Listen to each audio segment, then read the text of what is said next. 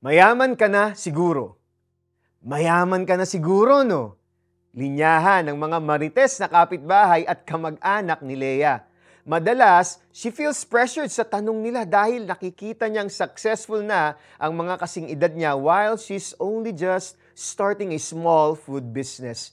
Dagdag pa sa frustration niya ay ang expectation na kailangang mabawi kaagad niya ang nilabas na pera sa maliit na negosyo.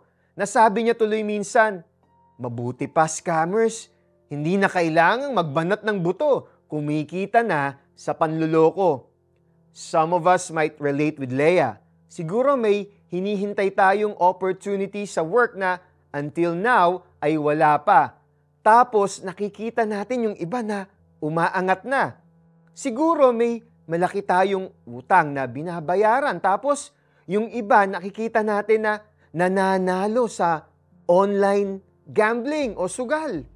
Siguro may mga bagay tayong pinagpe-pray na until now wala pa. Tapos yung iba, puro answered prayer sa posts nila. While it is essential to acknowledge our disappointments and frustrations in life, these things should not define us.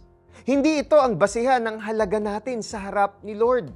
Regardless of where we are right now, God is reminding us to hope in Him and to trust His ways. If there are people succeeding dahil sa panlalamang sa kapwa, huwag tayong maiinggit sa kanila.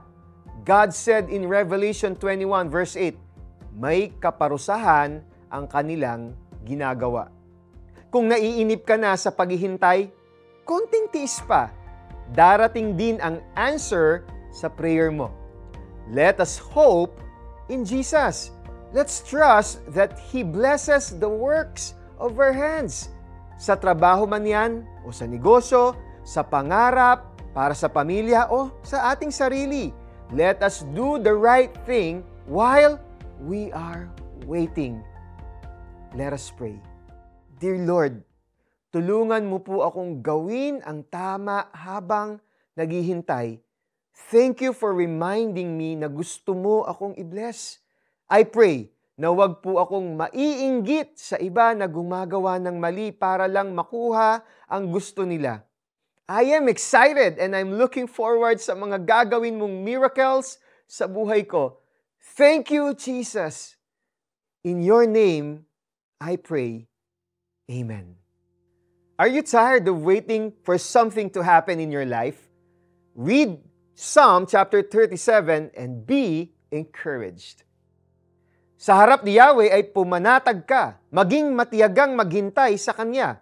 Huwag mong kainggitan ang gumiginhawa sa likong paraan, umunlad man sila. Awit 37:7. Ako po si Eric Tutanyes. Habang naghihintay, matutong manampalataya sa Diyos. God bless.